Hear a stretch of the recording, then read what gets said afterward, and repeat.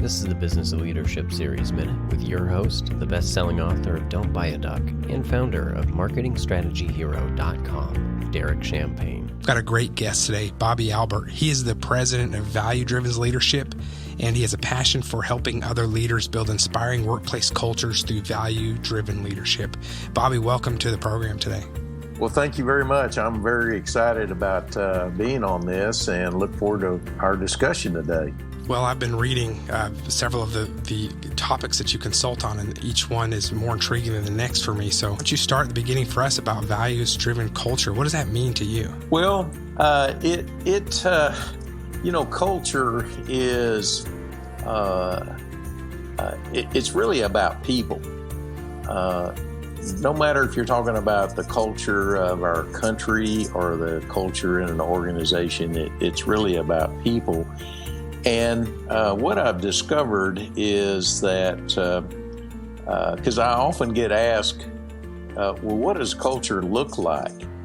And that's a pretty hard question to answer. And the best way I can describe it is it's kind of like the wind. And I mean, has anybody ever seen the wind? No. But when I'm sitting in my office looking outside my window, I see the leaves. The wind's blowing. I know it's blowing because I see the leaves moving in the trees and the bushes, shaking and things of that nature. But what we see is the effect of the wind, but we don't see the wind. And culture is a lot like that. And that's the reason why culture is so hard to define, because it is like the wind. That's fascinating. So tell me, what does it mean then for values-driven leadership? What does that look like? What does a leader do with that? Well, I've used an illustration before. It's kind of like a tree, and culture and the leadership aspect of it. In other words, if you think of like a farmer, for example, when they plant a tree, they water it, they cultivate it, they prune it,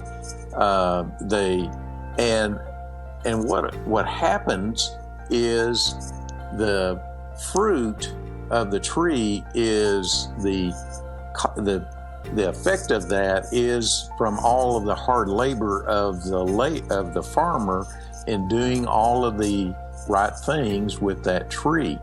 And that's the reason why I say that culture is the fruit and not the goal.